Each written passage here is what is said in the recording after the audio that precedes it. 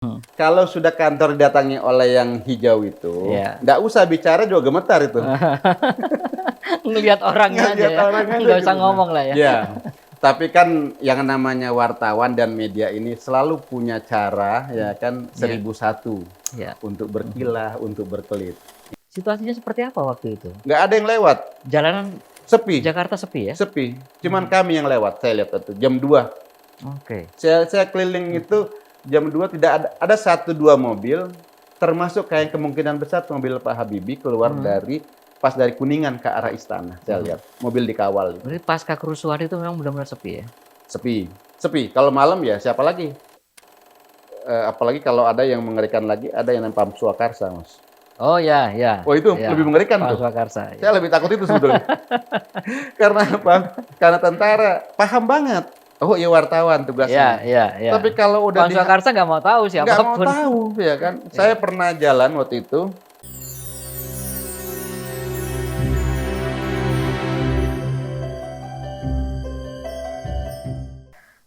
Saat ini kita kembali ke perbincangan menolak lupa, dan di antara sekian banyak cerita menolak lupa, mengingat kembali peristiwa 1998. Nah, bersama kita sekarang ada Mas Subhan. Dulu Mas Subhan di Kompas ya. Iya betul. Dulu di Kompas sebagai jurnalis. Nah, kita memang persoalan 98 banyak kisah-kisah dari perspektif teman-teman aktivis kampus ya. Nah, kita juga perlu diperkaya dengan perspektif kawan-kawan kita di jurnalis saat itu. Nah, saat itu kira-kira situasinya kan teman-teman pers atau pemilik media dalam situasi yang mungkin serba salah juga ya, Mas Subhan. Saat itu semua segmen kehidupan masyarakat dikooptasi oleh Orde Baru, termasuk juga dunia pers ya, teman-teman jurnalis.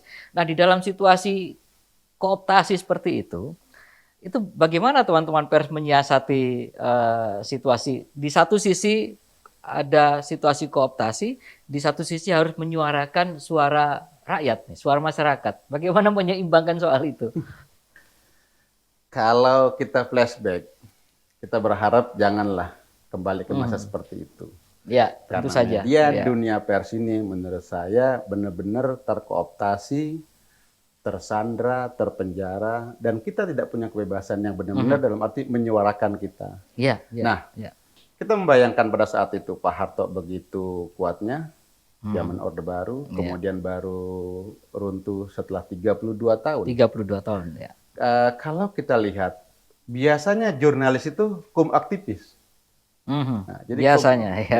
kum aktivis. Jadi tidak ada ya. Kalau zaman dulu semua rata-rata itu yang jadi jurnalis itu banyak yang aktivis di kampus semua. Iya, kumpulnya sama teman-teman juga. Karena mereka biasa berwacana dan suka membangun narasi ide-ide gagasan lewat tulisan, artikel, sehingga mereka punya hasrat untuk menyalurkan terus lewat media, ya kan? Ada yang menulis artikel, ada yang menulis karangan seperti yang lain-lain itu kan.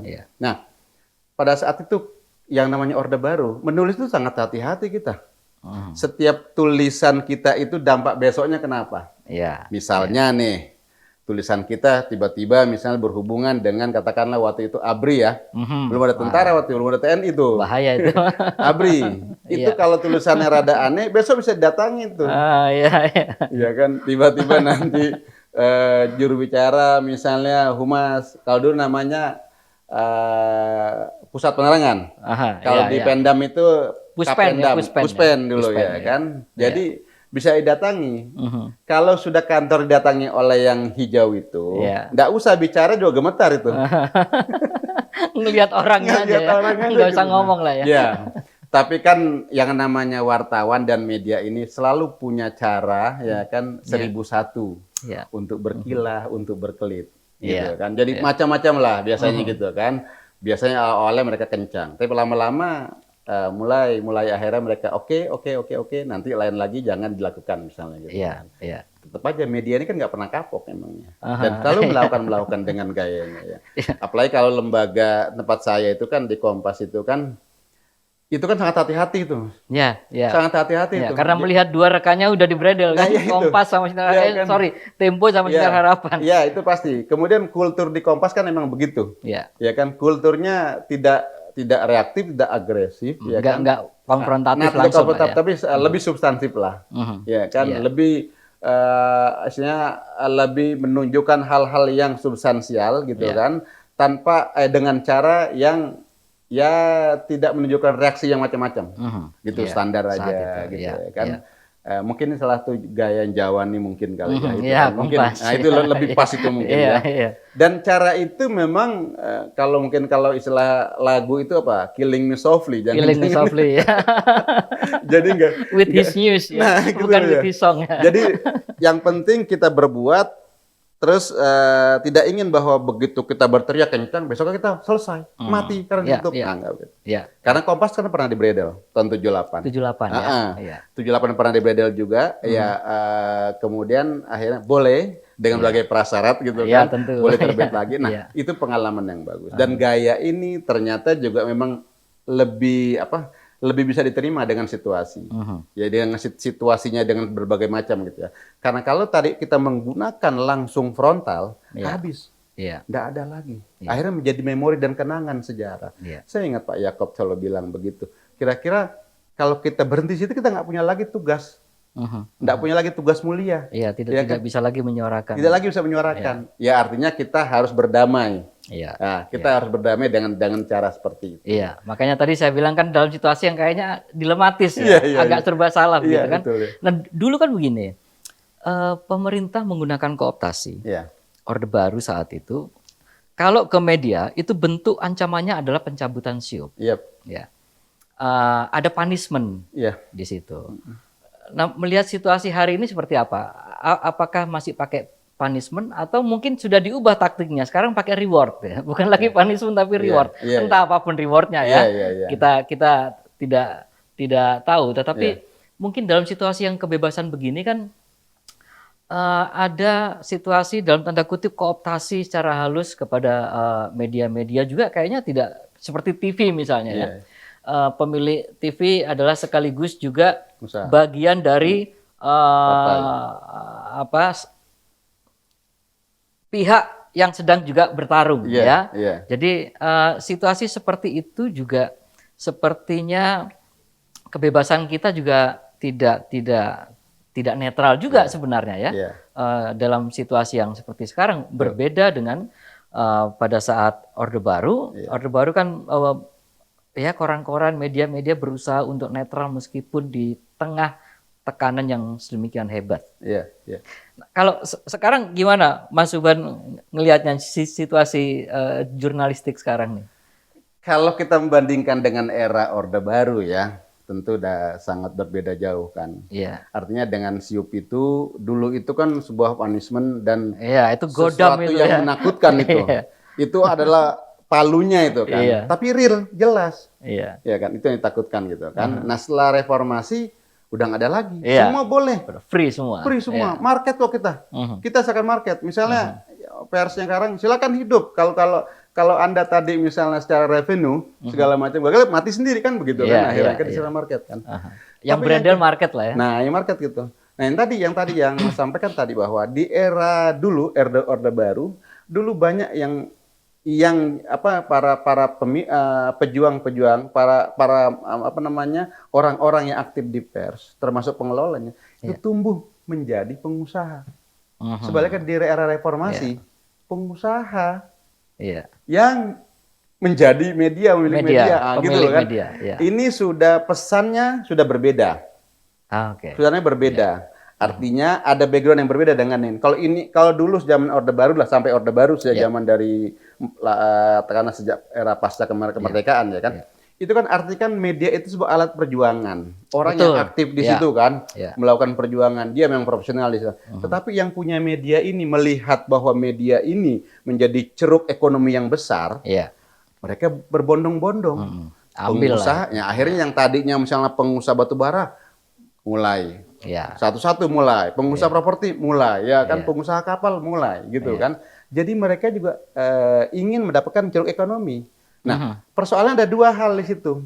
Ternyata media juga bisa digunakan alat politik. Ya. Semakin dia punya media, Iya. dia semakin powerful tuh nanti di politik. Gitu. Itu toolsnya dia. Iya, itu toolsnya Iya, dia. iya. Jadi media ini memang kalau pilar demokrasi Pilar itu, demokrasi, pilar ya. keempat demokrasi itu memang luar biasa. Iya. Di zaman sebelum era yang sekarang ya, siapa yang menggenggam media, dia akan menguasai dunia. Iya. Kalau sekarang kan beda. Iya. Karena media sekarang bukan lagi sifatnya pabrikan. Mhm. Kalau dulu kan pabrikan tuh kan, Iya. pasti yang punya perusahaan ini besar, kelompok ini, kelompok ini. Sekarang semua orang itu bisa melahirkan media dalam tanda petik. Media dalam tanda petik, artinya informasi ya. Iya. Gitu kan? Iya. Informasi. Jadi dari kamar saya bisa meng-create itu media, bisa memproduksi itu media. Dan era digital ini kan era yang semua orang bisa memproduksi. Iya. Iya. Memproduksi, menjalankan, mengedarkan, bahkan memanipulasi. Nah, itu Nah, kan itu yang banyak. Nanti kita eksplorasi lagi di Iya, situ. iya. Kita ke sesi berikutnya nanti.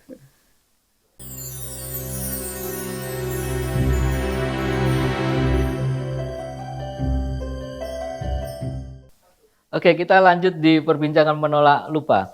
Nah, Mas, situasi sekarang itu memang artinya ada kebebasan dan setiap orang, setiap kelompok itu bisa menyiarkan Iya.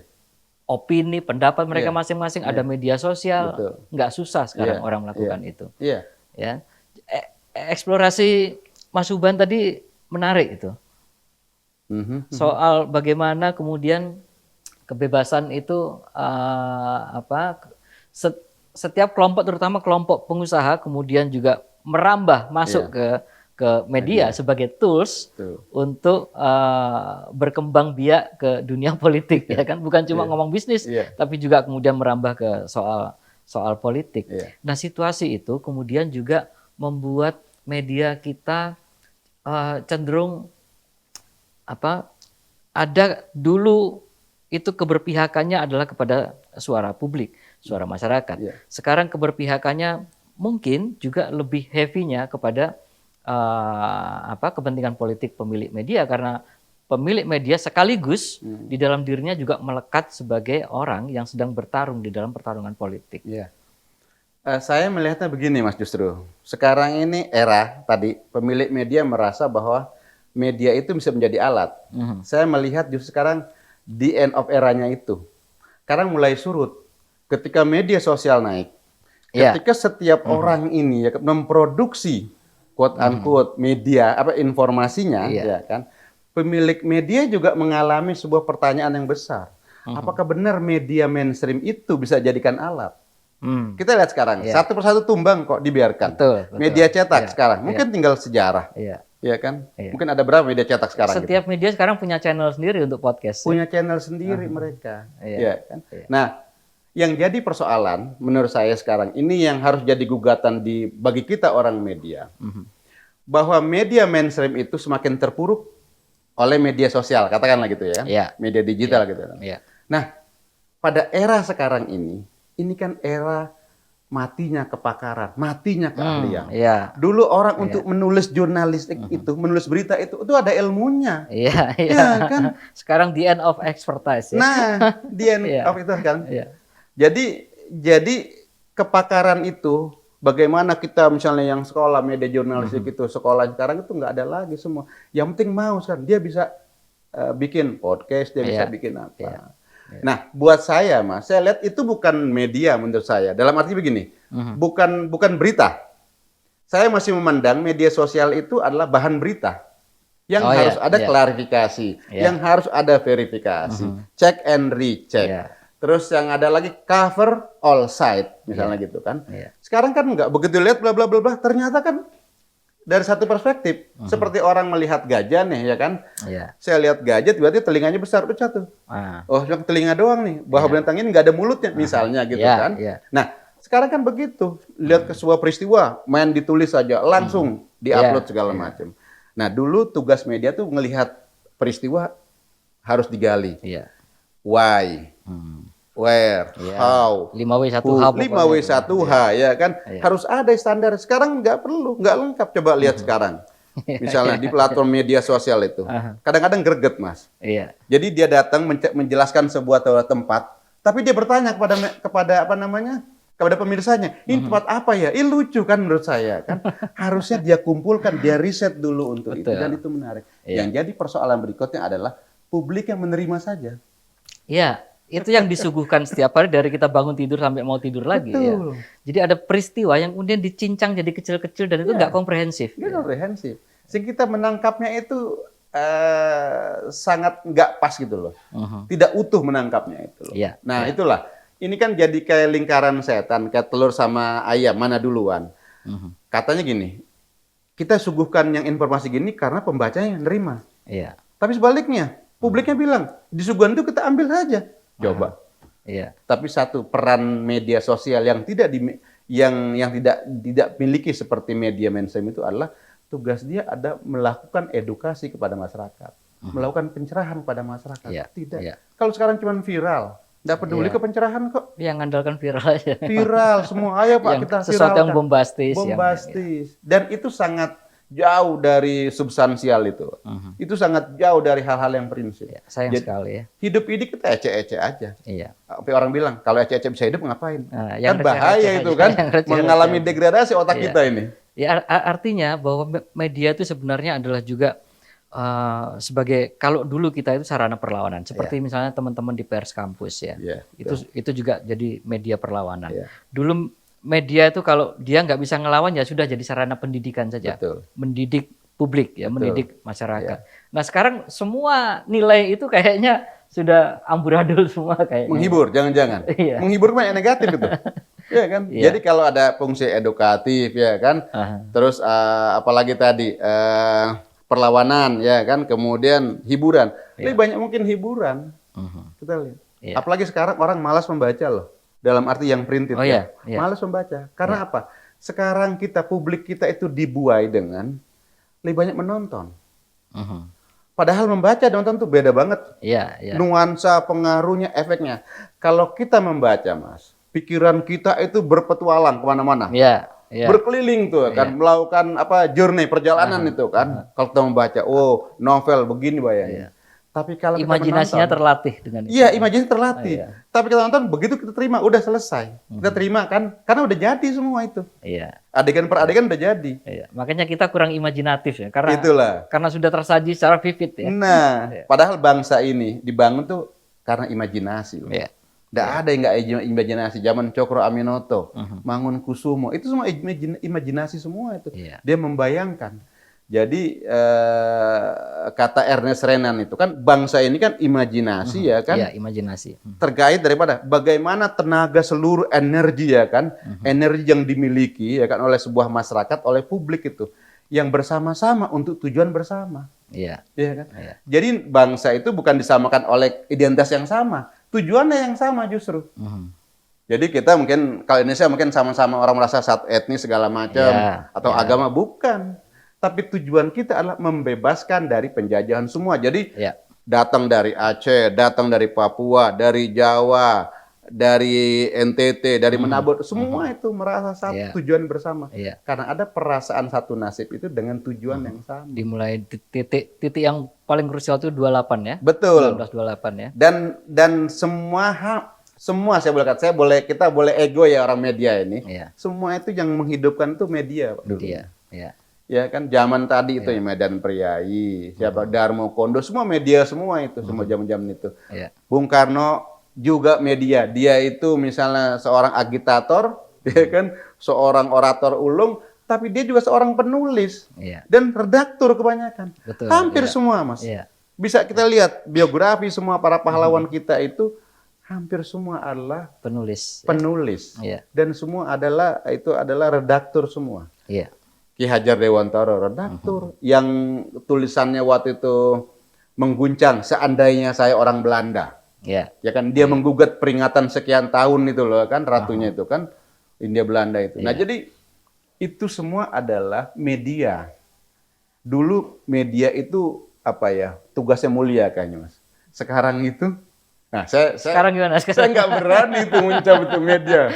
Tapi saya kira media harus tetap mulia, Mas. Iya. Bahwa ada ini ada jenis-jenis lain, ini juga yang harus treatment. Ya, Ya kan, harus treatment. Saya sepakat tuh media harus mulia. Oke, kita habis ini eksplorasi lagi soal bagaimana media harus tetap menjadi satu media yang mulia, bukan hanya sesuatu yang receh-receh seperti tadi yang Mas Subhan bilang. Ya. Kita eksplorasi berikutnya.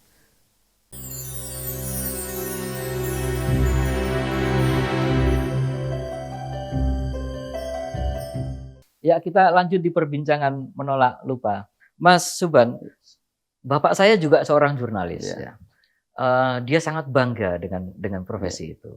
Dan suatu saat dia bilang begini, wartawan itu seperti dewa Hermes. Dia menyampaikan pesan dari langit kepada masyarakat. Ya.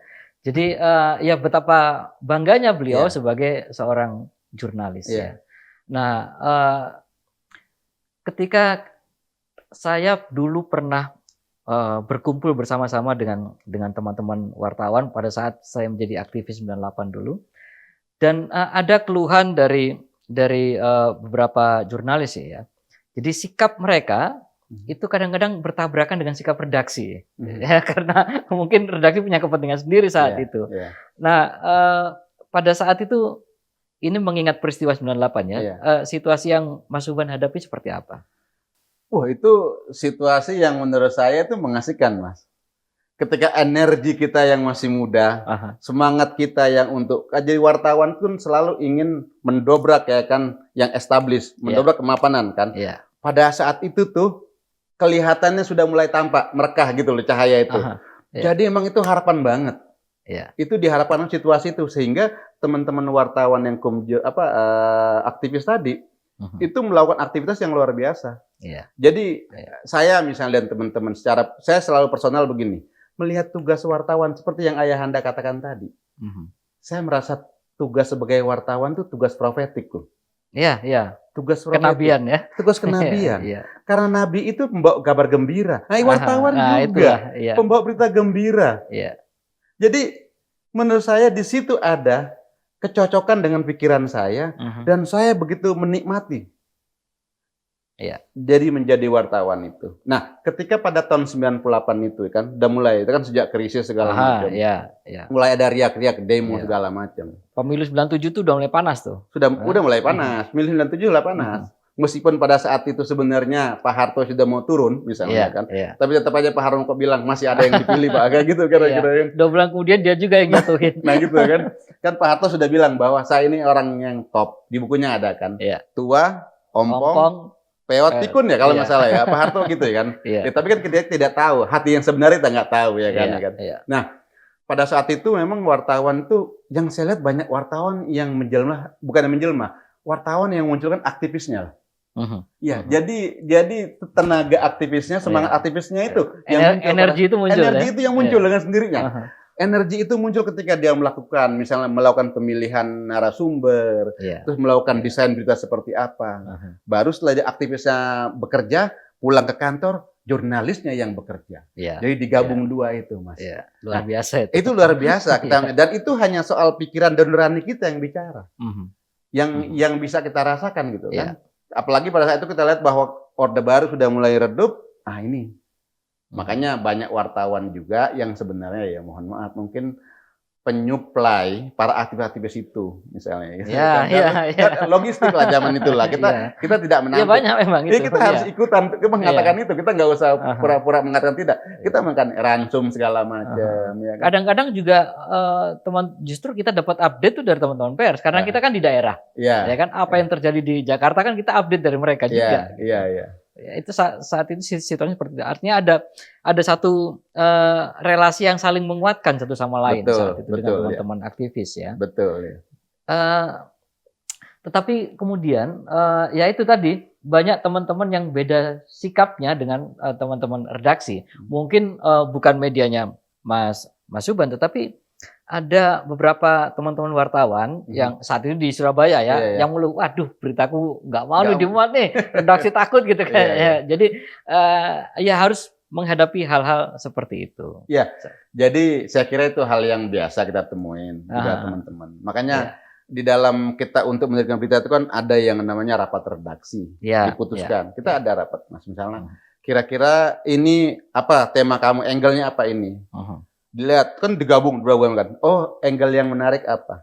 Biasanya angle yang menarik itu adalah background-nya itu di kepala kita udah ada. Iya, iya, Misi kenabian sebuah media itu sudah ada. Apa sih? iya. Misalnya Kompas, Amanat, Hati Nurani Rakyat. Amanat Hati Iya Nurani Rakyat, kan? iya. Terus yang betotan, kalau kita harus semangat jadi amarah gitu Iya. kan.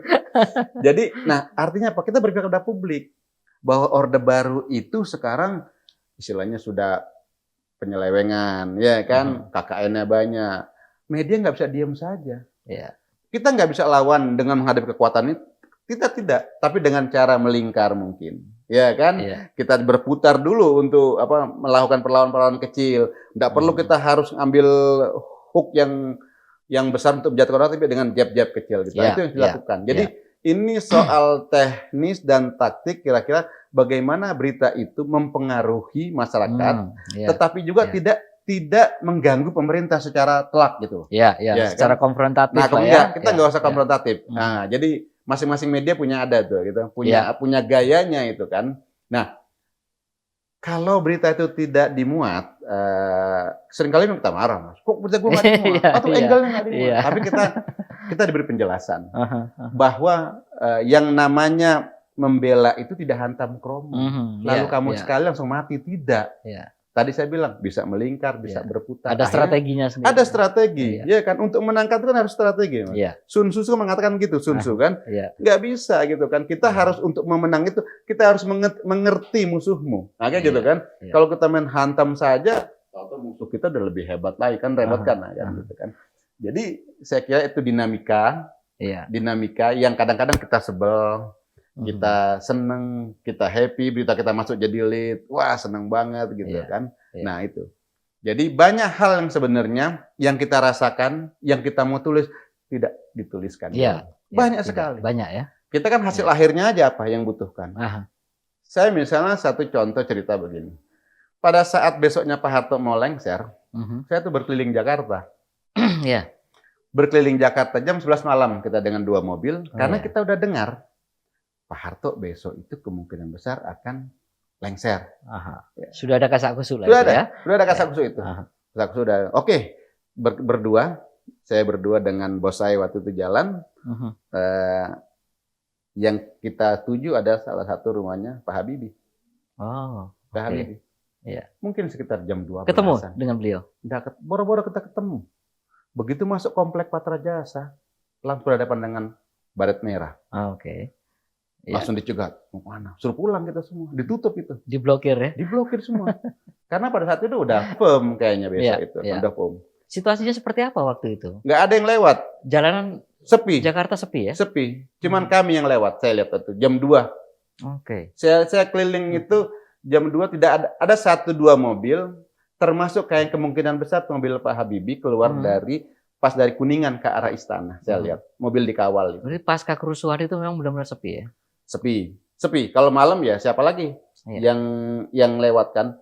Nah waktu itu akhirnya karena kita nggak ketemu Pak Habibie, ya kan karena langsung ke istana dipanggil. Kemana? Ke istana kemungkinan besar atau ke Cendana kemungkinan besar kelihatannya gitu kan. Nah, kita merapat ke Indramayu, Jalan Indramayu. Itu tempatnya Pak Malik Fajar. Malik Fajar. Iya. Oke. Iya. Malik Fajar itu salah satu dirjen kalau nggak salah ya waktu itu kan. Nah Malik Fajar itu waktu itu sudah ada Pak Amin Rais. Iya. Waktu itu kan marah kan Iya. itu Majelis Amat Rakyat itu kan. Iya. Nah, mereka jumpa pers di situ. Saya ingat itu jam 1:30 apa kalau nggak salah ya. Jam 1:30 apa jam 2-an segitu itu. Jumpa pers gitu kan. Jam 2-an lewat, udah selesai segala macam bahwa dipastikan bahwa emang Pak Harto Mundur. Tapi siapa yang bisa menjamin Pak Harto itu benar-benar mundur? Aha. Itu kan kasak-kusuk kan. Iya, iya. Media nggak berani. Iya. Kita pulang. Kompas itu sudah beda waktu itu. Judulnya beda Kompas. Oh iya? Gimana waktu itu? Kompas itu judulnya sekian menteri mundur kan? Aha. Udah dicetak Mas. Udah beredar itu. Tapi Stopres berhenti. Berhenti, diganti judulnya yang baru namanya Selamat Datang Pemerintahan Baru, kalau nggak salah. Oh, oke. Kenapa Kompas tidak bilang Pak Harto turun atau enggak? Inilah ada siasat bermedia, Mas. Jadi waktu itu kan Pak Harto kan ingin mereformasi yang ditolak kan sama para menterinya kan. Kita berharap kalau Pak Harto turun, berarti secara fisik memang pemerintahan baru. Tapi kalau Pak Harto tidak turun, dia mengganti menterinya, toh pemerintahan baru juga. Nah, jadi diharapkan kita bisa lolos. Tapi besoknya Pak Harto memang benar-benar lengser. Pas lah itu. Jadi pada hari itu edisi Kompas ada 2 kali itu. Oh ya, memang kecerdasan bahasa itu penting kecerdasan bahasa untuk supaya kita bisa tetap eksis, tapi juga tetap sambil menyuarakan kepentingan publik kan.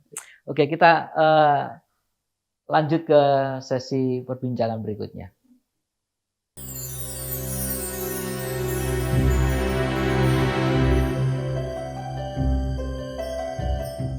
Ya, kita lanjut di segmen ini untuk berbicara soal pengalaman 98 sebagai upaya untuk kita menolak lupa. Mas Suban, dulu kira-kira apa pengalaman yang paling menegangkan? Ya, yang memicu adrenalin lah waktu dalam meliput peristiwa 98 dulu. Tahun itu tuh kayaknya adrenalinnya terpicu terus. Ya, kan? Nggak pernah mandek. Jadi posisinya di atas adrenalin tuh kan. Dan kita nggak mau turun juga sebelum gitu kan. Jadi demo itu kan mulai di mana-mana. Jadi mulai demo, misalnya saya ke kampus yang paling pertama sudah heboh itu misalnya di Depok UI itu kan demo itu kan nggak boleh keluar dari kampus. Dia sampai Tugu Batas aja udah heboh sekali, udah tulis tuh kan. Dan kita selalu dorong, maju dikit. Maju dikit. Maju dikit. Di UNER dulu juga begitu. Gitu sama. Kan? Jadi semua sama. Akhirnya lama-lama, itu sebelum sampai ke DPR tuh, lama-lama mulai keluar satu-satu. Akhirnya nggak terbendung lagi semua. Nggak terbendung, hampir akhirnya menduduki. Akhirnya jebol juga itu kan. Jebol semua, nggak bisa. Akhirnya. Iya kan? Ini udah skenario Tuhan soalnya nih. Kan? Nggak bisa dilawan. Nggak bisa dilawan lagi. Kalau Tuhan melihat bahwa Indonesia perlu ditolong nih, gitu kan. Nah, jadi waktu itu ya kebetulan saya banyak berhubungan dengan tentara lah ya gitu ya kan. Ya kan. Nah, itu menarik. Pos saya ada di Kodam, bisa update terus itu. Ya, kan. Sering. Waktu itu kan Pangdam Pak Safri kan. Iya, Pak Safri gitu kan.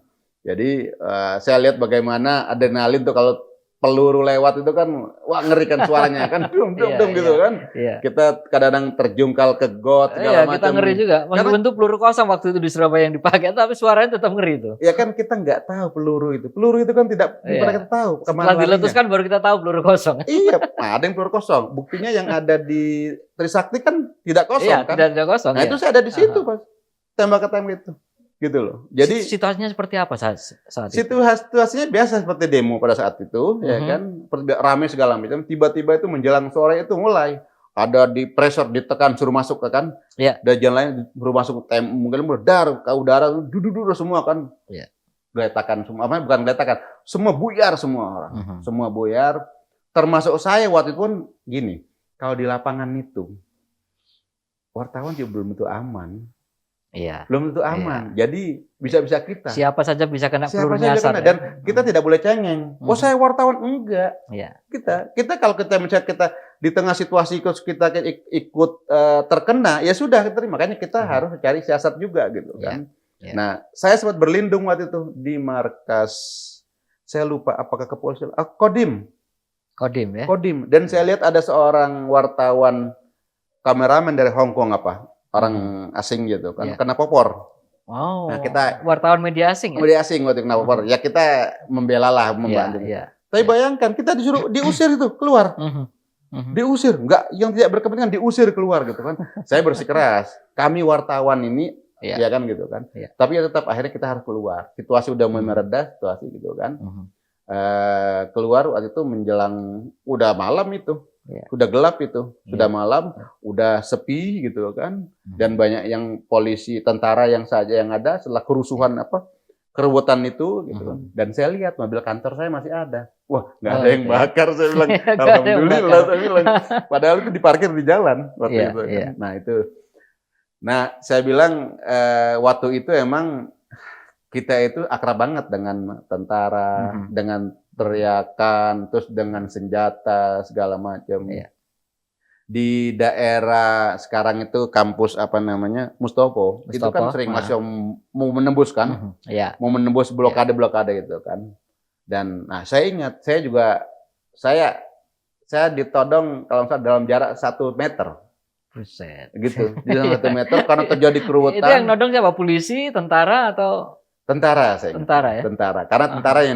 yang depan waktu itu, Oke. tentara gitu kan. Iya. Karena situasinya udah mulai ini kan, terus, ya kadang kalut kan, ada demo gini gini gini kan. Saya kan Mhm. selalu suka nyari di tengah itu segala macam Iya. gitu kan. Dan saya harus bilang, "Saya wartawan," gitu kan. Nah, begitu saya bilang wartawan, nah barulah itu kayaknya. Tapi kita dibentak dulu kan, tapi nggak apa-apa gitu, Gimana nggak apa. rasanya ditodong tuh waktu itu, Mas? Ya, Perasaan saya gimana udah nggak waktu itu? mikir lagi itu ya kan. Udah saya nggak tahu apakah peluru kosong atau peluru isi, Iya, tapi iya. kalau tong senjata itu Iya. kan Wah, bayangkan ngeri kan. sekali itu. Megang Iya. pernah kan, istilahnya kita pernah megang gitu Iya, kan iya. senjata. Tapi kan pegang doang, tapi ketika moncong ke arah kita itu kan Ah, menakutkan iya. itu loh. Ngeri itu. Nah, itulah Iya. jadi saya bilang, tapi dulu saya salut juga sebetulnya. Ada misalnya mereka tuh bawa buku saku, Mhm. do and done-nya untuk seorang tentara. Mereka Iya. kantongin. Ada itu buku sakunya. Se se sebesar paspor lah kira-kira salah gitu loh. Oh, paspor Nah, ya. Iya. sebesar paspor lah gitu, Mhm. paling plus minus seperti gitu ya. Iya, iya. Mereka bawa itu. Apa yang boleh dilakukan, tugasnya seperti apa, nggak boleh. Ada Ah, itu, bagus sebetulnya. iya. Tapi kan aturan itu kalau di lapangan kan bisa Oh bisa iya, berbeda iya. gitu kan. Situasinya Nah, ya, situasinya bisa ya, berbeda gitu kan. Apalagi ya wah, itu tentara masih kuat iya, segala macam, iya, kita belum tahu ya kan, baru iya. belakangan kan akhirnya tentara bisa mereformasi dirinya Iya, gitu kan. iya. Saat itu masih sangat powerful ya. Sangat Mhm. powerful semua itu kan. Tentara, polisi semua. Iya, jadi apalagi kalau ada yang mengerikan lagi, ada yang namanya Pam Swakarsa, Mas. Oh ya, ya, Oh itu ya. lebih mengerikan Pak tuh. Swakarsa, Saya ya. lebih takut itu sebetulnya. Karena apa? Karena tentara paham banget. Oh iya wartawan Iya, tugasnya. iya, iya. Tapi kalau udah Pak Swakarsa nggak mau tahu nggak mau siapapun. tahu ya kan. Saya Iya. pernah jalan waktu itu dari mana ya? Dari Polda. Mhm.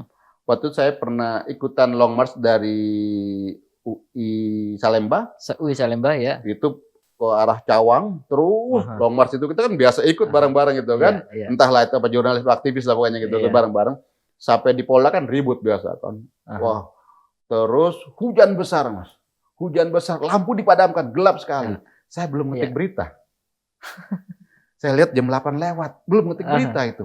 Saya jalan deh, nggak ada kendaraan, ditutup semua. Nggak ada kendaraan, saya jalan ke Palmerah.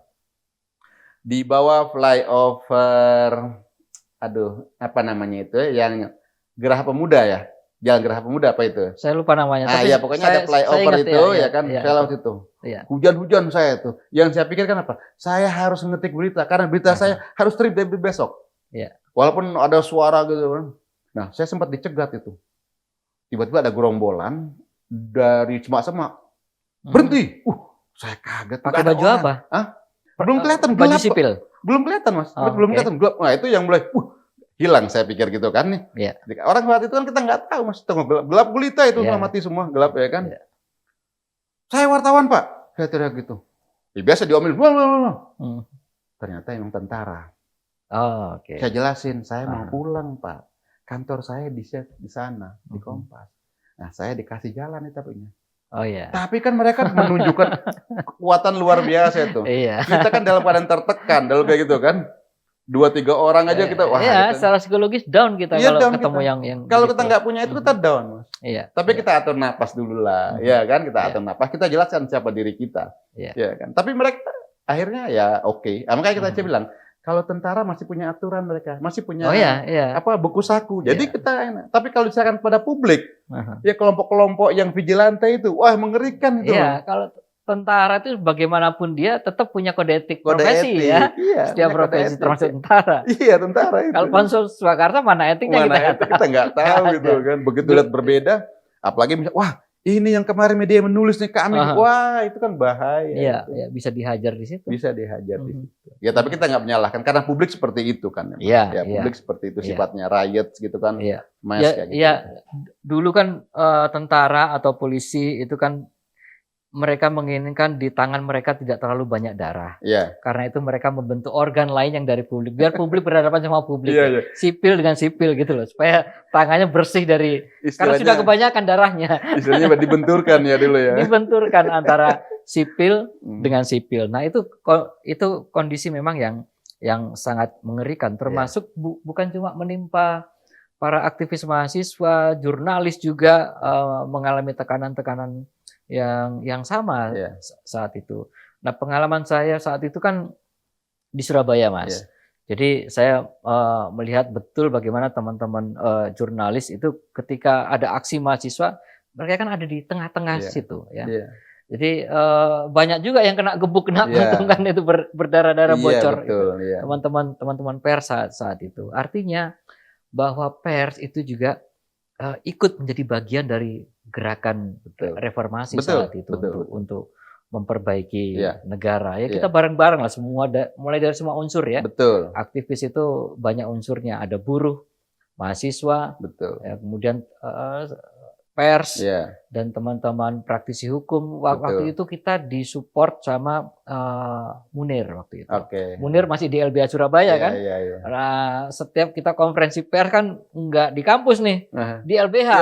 Gitu. Jadi setiap konferensi pers itu di LBH karena kita dilindungi kan sama teman-teman lawyer. Nah, waktu itu saat itu Cak Munir lah yang backup kita untuk melakukan itu. Gitu. Jadi memang situasinya semua elemen masyarakat, mau dari pers, mau dari praktisi hukum, mahasiswa, semua bersatu padu. Nah, situasi sekarang kayaknya agak beda nih. Jadi kita kita sudah sangat terpecah sedemikian rupa sehingga kita tidak, apakah pertanyaannya kita dulu bisa satu karena kita punya common enemy dan sekarang kayaknya kita nggak punya tuh common enemy. Jadi perlu dibangun common enemy-nya. Perlu dibangun common enemy. Kita nanti lanjutkan eksplorasi soal itu. Kita break dulu.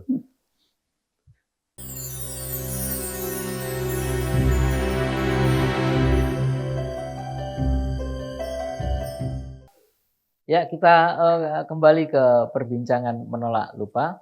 Mas, selain common enemy tadi ya, kayaknya kita perlu duduk bareng lagi untuk merumuskan apa common enemy kita ya, bukan siapa ya. Kalau dulu kan siapa ya kan, Orde Baru, Soeharto gitu kan. Mungkin sekarang pertanyaannya bukan siapa tapi apa. Mungkin kita perlu menjadikan musuh bersama itu misalnya nilai-nilai yang melawan nilai-nilai demokrasi, nilai-nilai kemanusiaan, nilai-nilai kebinekaan. Siapapun yang keluar dari nilai-nilai itu, itulah musuh kita. Betul. Jadi bukan lagi kepada siapa, tapi kepada apa. Mungkin kita perlu itu dulu ya, merumuskan itu supaya kita satu lah. Ya, sekarang kan kita sudah terpecah-pecah, satu ikut sana, satu ikut sini, terutama dalam situasi yang mau pemilu begini, mau pilpres begini, ada aktivis yang di sana, ada aktivis yang di sini, gitu kan. Nah, yang ingin sebenarnya perbincangan kita ini ingin mendapatkan satu lesson learned ya, pembelajaran dari gerakan 98. Sebenarnya bukan 98 saja, tetapi juga gerakan-gerakan dari para senior kita dulu sebelumnya ya. Bagaimana memperbaiki situasi Indonesia untuk menjadi lebih baik. Nah, sekarang juga baru pergantian Kasat kemarin ya, kemudian juga ada pergantian Panglima mendekati pemilu biasanya begitu untuk mengamankan situasi lah. Nah, dulu situasi militer pada saat menjelang kejatuhan Soeharto kan itu juga sebenarnya sudah mulai ada agak gonjang-ganjing ya, ada kubu-kubuan waktu itu di tentara itu. Jadi ada kubu yang hijau gitu ya kan? Ada kubu yang pro, ada kubu yang kontra gitu ya. Ada yang kubu yang tetap stay di status quo gitu. Sebagai jurnalis dulu, Mas Suban apa yang dulu Mas Suban lihat perkembangan militer dulu? Sebenarnya kalau kita melihat dari tentara itu kan dia sistem komando ya. Ya, Sistem komandan ya. hampir sama, tidak begitu kelihatan. Mhm. Tetapi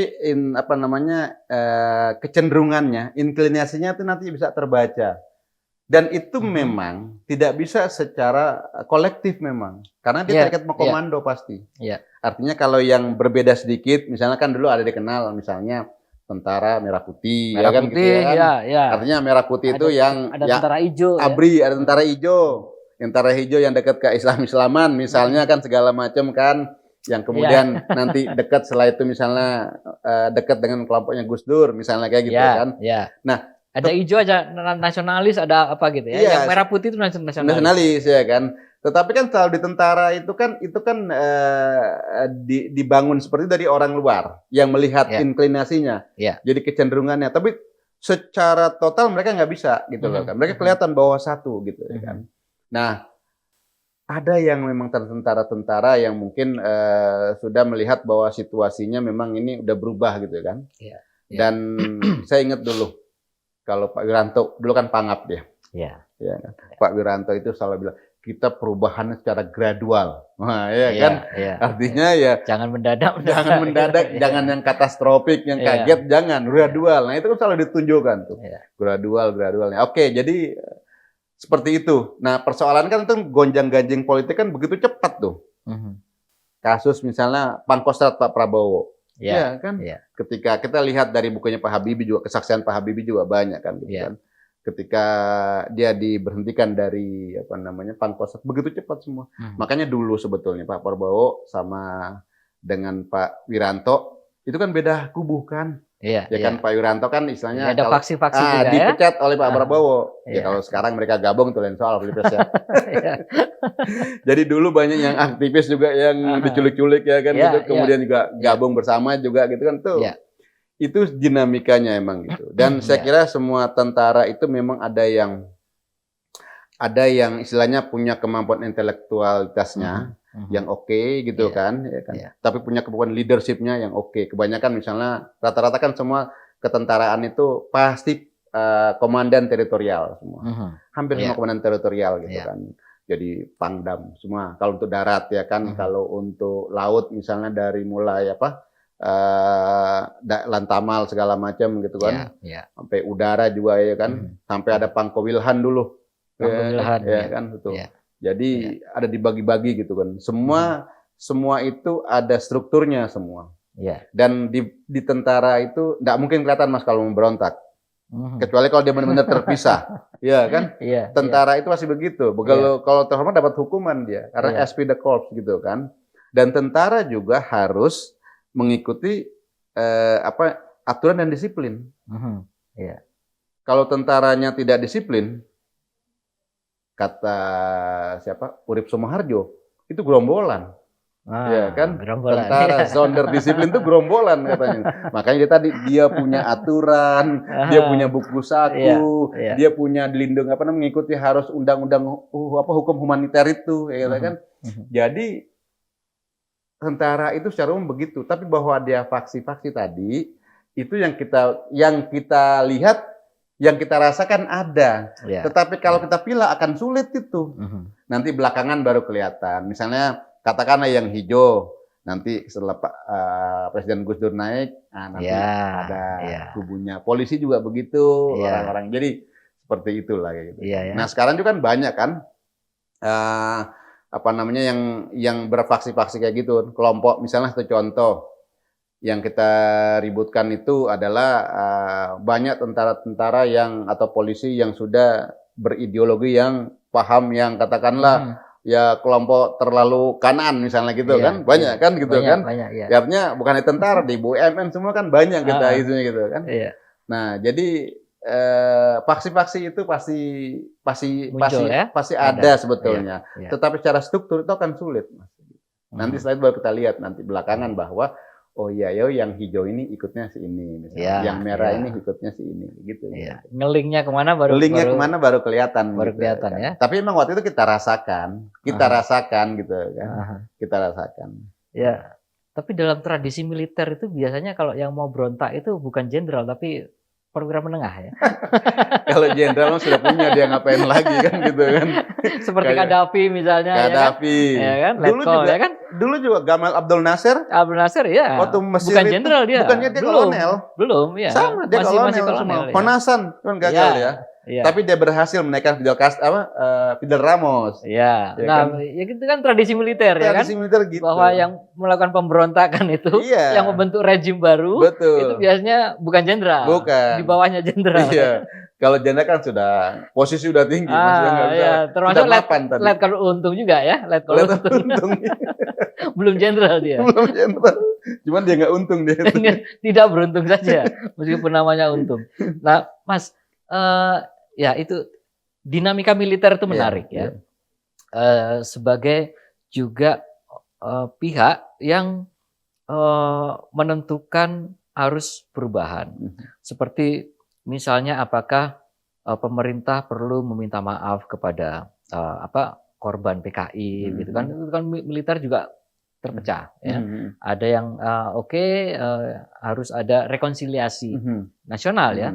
Tapi ada juga yang tidak. Nah, pemerintah kan juga kalau ngomong 65 kan juga melihat bagaimana sikap militer dulu termasuk diantaranya kan. Nah, ada kelompok militer yang juga itu diperhitungkan sebagai salah satu pihak yang powerful juga yang harus dipertimbangkan eksistensinya. Kemudian juga teman-teman pers di satu sisi juga sebagai salah satu kekuatan demokrasi yang juga ya banyak teman-teman pers itu kalau sekarang kita kontekstualisasi ke situasi hari ini, itu juga saya melihat tidak ada kok tekanan-tekanan seperti yang dialami oleh teman-teman pers dulu, apakah itu dari militer, dari polisi, dari pemerintah gitu. Nah, sekarang mungkin kesulitan apa sih sebenarnya yang kalau misalnya itu bisa disebut tantangan ya oleh jurnalis sekarang, itu tantangannya apa? Wong semua sudah bebas misalnya. Jadi sekarang tidak ada lagi sosok artinya gitu ya, common enemy yang bisa mempressure pada jurnalis. Semua orang bebas, bahkan nulis apa aja bisa bebas kan gitu kan. Jadi udah kebablasan gitu. Ya, apalagi ada citizen jurnalis ya itu sekarang jadi netizen itu jadinya, citizen itu yang jadi ukurannya, tantangannya. Misalnya tadi rezimnya rezim apa nanti? Bukan lagi rezim kekuasaan dalam arti penguasa, tapi rezim media sendiri. Misalnya katakanlah kalau dulu TV rating misalnya, kemudian viral sekarang gitu kan. Jadi rezim-rezim itu sekarang. Jadi sebenarnya berada di dalam diri kita sebenarnya. Jadi solusinya ketakutannya ada dalam diri kita sebetulnya. Kalau misalnya jurnalis media ini larut dengan yang seperti itu, maka kemediahannya, kejurnalismenya itu akan hilang. Fungsi-fungsi mulianya, mission sakernya itu, misi sucinya itu nggak ada media. Akhirnya pragmatisme yang ada. Padahal itu spirit yang menjadikan bangsa ini berhasil seperti ini, yaitu media. Cuman media kan memang terbatas buat dia tidak boleh menjadi aktivis. Artinya gini, artinya tidak boleh sebagai media terus dia menuliskan sesuai dengan aktivisnya, tidak. Karena tadi ada juga kaidah-kaidah jurnalistik yang harus dia ikutin. Nah, dia harus berdamai dengan itu, ya kan? Tapi bahwa dia berkolaborasi kerjasama pada saat reformasi, pada menuliskan dia tetap harus menggunakan berpedoman pada kaidah-kaidah jurnalis. Dulu kan ada setiap profesi itu punya organisasi. Dulu wartawan itu juga punya organisasi. PWI namanya dulu kan. Nah, lalu ada AJI. Para aktivis jurnalis ini yang mau melawan kooptasi itu membentuk organisasi baru untuk lepas dari kooptasi itu yang dianggap PWI masih terkooptasi waktu itu, sehingga harus ada organ baru sebagai organ perjuangan kan seperti itu. Oke, kita nanti lanjut di bagaimana kemudian teman-teman jurnalis pada saat menjelang maupun setelah reformasi butuh satu organ atau bukan satu lah, beberapa lah organ ya, untuk juga sebagai simbol dari perlawanan terhadap kooptasi terhadap profesi jurnalis. Kita lanjut di sesi berikutnya.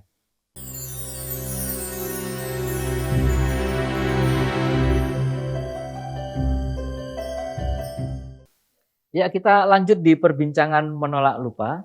Jadi memang pers itu juga menjadi bagian dari perjuangan.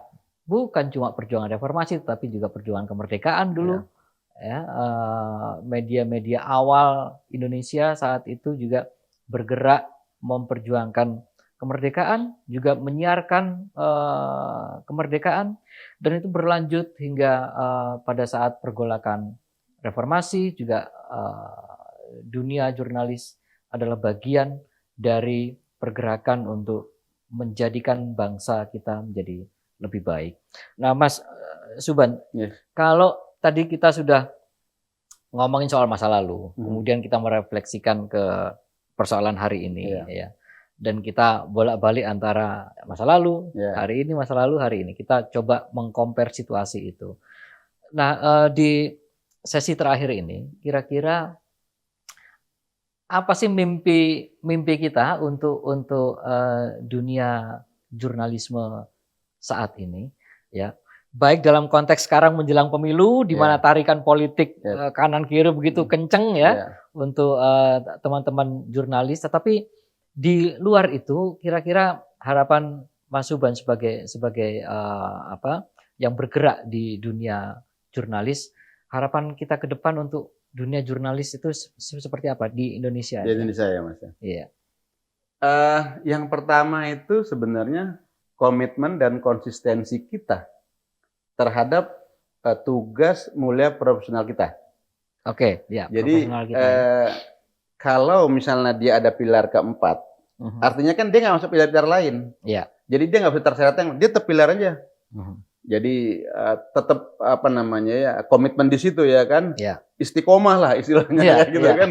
Istiqomah, dia nggak boleh jangan sekarang ikut pilpres macam-macam dia. Nah, saya bilang ketika media itu sudah jadikan kelompok tertentu dikooptasi, itu balik lagi. Dan itu adalah mendegradasi peran media, peran jurnalis semua. Nah, sebagai orang media, orang jurnalis, harusnya kita kembalikan kepada, ya mohon maaf misalnya kita kembali ya. Kita kembali adalah mencerahkan. Berarti sekarang situasinya sudah agak downgrade ya? Saya kira kita bisa lihatlah sekarang. Kita bisa lihatlah persoalan ketika perang fungsi sosial kita, terus perang fungsi ekonomi kita. Ya kan, dengan sekarang tidak lagi seperti yang dulu. Dengan beratnya ekonomi kita harus berdamai dengan macam-macam nih. Ya kan, dulu kan strict, tidak boleh itu masuk. Istilahnya kalau yang namanya iklan berbeda dengan namanya berita kan. Sekarang kan bisa diselipkan itu kan. Bisa dikolaborasikan atau gitu kan apa? Zamannya berubah. Zaman boleh berubah, tapi nilai-nilai itu nggak boleh berubah. Nilai-nilai permanen. Permanen nilainya. Nah, persoalannya kita kan sangat permisif nih. Zaman berubah, nilai berubah. Bisa kacau gitu. Nah, saya kembali lagi bahwa tadi kan misalnya pembicaraan awal reformasi. Reformasi sekarang 25 tahun ya? 25 tahun. Biasanya Mas, perubahan sosial politik itu 20 sampai 30 tahun terjadi. Itu. Ritmenya itu kan siklusnya gitu loh ya kan. Awal tahun saya pernah berbicara ketika waktu itu bom Marcos Filipina ya muncul. Saya berbicara pada orang. Ini adalah titik kewaspadaan kita. Apa yang saya bilang? Karena apa? Orang Filipina sudah lupa. Itu warning tuh. Nah, itu warning, dia lupa. Kita nih harus menolak lupa. Ya kan? Apa yang terjadi sekarang? Coba lihat. Ada agenda reformasi, paling enggak 6. Agenda reformasi kan, nyolap Pak Harto diadili misalnya gitu kan. Undang-undang UUD diamandemen dijalankan ya kan. Terus otonomi daerah dijalankan ya kan. Ada dua hal yang paling penting menurut saya. Law enforcement, hukum, supremasi hukum. Sampai sekarang itu benar-benar enggak? Kalau dulu ya kita bercanda ya, Pak Harto itu kan ngangkangi hukum, misalnya gitu kan bercandanya kan, dia menggunakan hukum ya kan, dengan kekuasaan itu menggunakan hukum, jadi semua sah. Misalnya pemilu itu dia dipilih orang emang undang-undangnya begitu kok, ya kan memang secara legal. Dulu kita demo, polisi selalu teriak atas nama undang-undang saya bubarkan. Nah, Jadi selalu legal, Mas. Nah sekarang yang jadi buat bercandaan anekdot, kalau undang-undang nggak begitu, ya diubah lewat uji materi. Nah, Nah itu kan kacau itu kan. Ya mumpung punya paman ya yang bisa Itulah saya mutusin bilang ya. kan ini. Jadi Iya.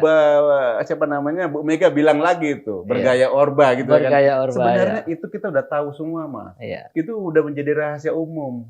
Di persoalan di politik itu kan siapa yang mendapatkan apa. Iya. Iya kan? Iya. Jadi kalau itu misal menyenangkan buat saya diem. Tapi kalau saya nggak menyenangkan, saya teriak tuh kencang-kencang gitu kan. Nah orang media nggak kayak gitu. Nggak ada urusan tuh menyenangkan atau tidak. Media itu komitmen, dia harus mencerahkan. Karena itu sekarang media juga harus berteriak.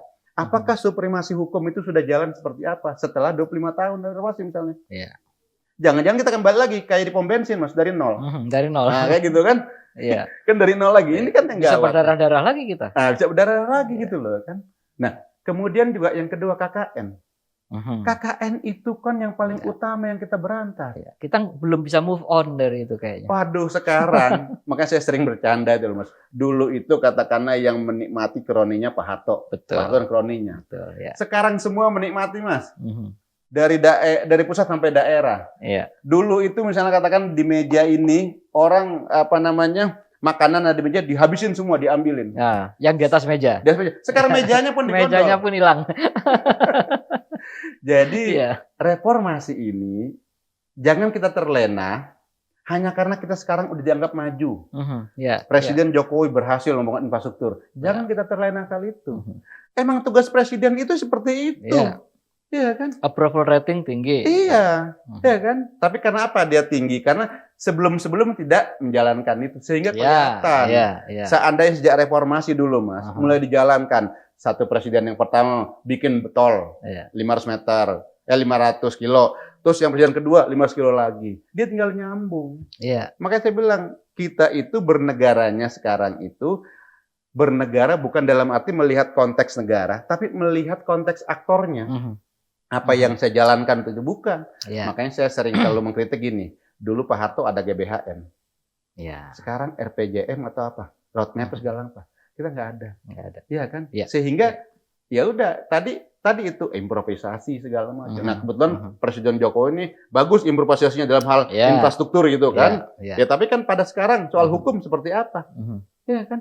Nggak bisa lagi kita ini. Jangan-jangan ya saya khawatir saja kalau pada sampai titiknya terhenti, nanti tiba-tiba nanti takdir datang muncul lagi. Nah itu yang kita nggak mau sebetulnya. Artinya apa?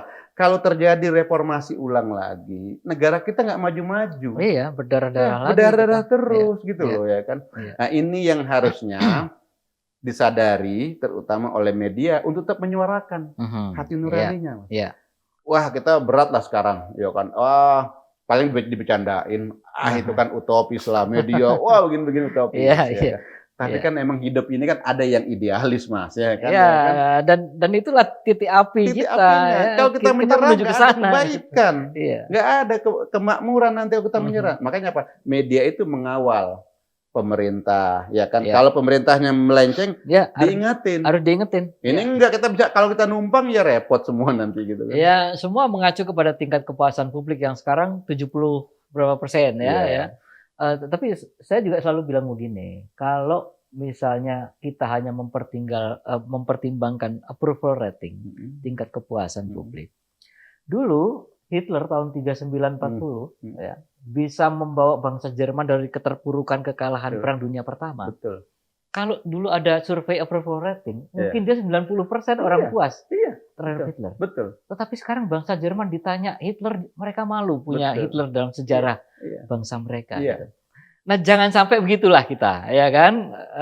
Situasi sekarang, tingkat kepuasan tinggi, tetapi juga bukan berarti tingkat kepuasan tinggi itu kemudian kita menghalalkan hal-hal yang betul, yang dia lakukan tanpa kita ingatkan. Betul. Jadi Mas, soal publik, soal massa, itu kan bisa sesuatu yang genuine, bisa yang original gitu. Tapi ini kan bisa di-create. Oh ya, sangat bisa. Saya kasih Mas permen, ya kan, memang yang disenengin. ya kan? Hanya dengan modal permen misalnya 10.000 ya kan? Pas tanya seneng banget pasti, anak-anak seneng banget gitu loh. Padahal kan bukan itu esensinya, ya kan? Esensi orang bernegara, esensi orang menjadi pemimpin itu bukan sekadar itu, tapi dia harus melihat lebih komprehensif, lebih holistik gitu kan?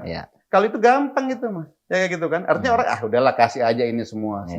Terutama ya kan? Kalau misalnya sekarang kan ada disiapkan 500 triliun untuk BLT. Ya. Habis bagi BLT di survei ya. Seneng nggak gitu kan? Pasti seneng jawabannya. Dan itu yang sekarang dicurigai banyak orang. Nanti menjelang akhir-akhir kapan pas pemilihan itu ya kita mudah-mudahan jangan seperti itulah. Ini kan suara-suara yang di luaran nih. Kita berharap suara-suara itu nggak benar. Ya kan? Suara-suara itu nggak benar. Jadi keluarkanlah misalnya BLT emang sesuai dengan tugasnya tapi bukan momentumnya dipas-paskan gitu. Nah, ini kan repot. Nah itu maksud saya media punya peran penting untuk mengangkat itu. Media harus itu untuk menjaga situasi demokrasi yang sekarang. Nggak ada lagi mas yang lain media. Ya sekarang kalau media kalah sama netizen repot nanti. Nah itulah. Ya kan. Artinya ada satu lembaga pers yang memang otoritatif, bertanggung jawab atas apa yang diberitakan. Kalau kita mengandalkan medsos kan siapapun bisa posting, nah, tidak ada yang bertanggung jawab. Kalau dunia jurnalistik kan ada yang bertanggung jawab. Kalau misalnya itu nggak benar kan bisa diadukan ke Dewan Pers misalnya, ya kan? Ada pertanggungjawaban etik profesi. Situ. Kalau media sosial siapapun bisa. Gitu. Yang jadi bahaya kalau medianya juga tadi, mas. Insecure itu masih bahwa tadi untuk dirinya sendiri masih kurang nyaman ya kan dari tadi misalnya dari sisi ekonomi dari sisi apa itu yang berat. Jadi kalau media udah dicampur dengan kayak gitu-gitu pasti fungsi tugas profetiknya itu hilang. Nah itu yang penting, tugas itu yang kita sayangkan tugas profetik media itu tidak boleh hilang. Seberat apapun, sesulit apapun ya kan karena dia itu harus komit. Pilarnya terpisah kok dia, nggak pilar yang lain, gitu loh ya kan? Karena apa? Sejarahnya sudah teruji kok, sejak zaman dulu ya kan, sampai yang membangun negeri ini gitu loh. Nah itulah saya bilang, saya kira teman-teman jurnalis media itu kita harus melihat memandang ini lebih luas tadi, ya kan?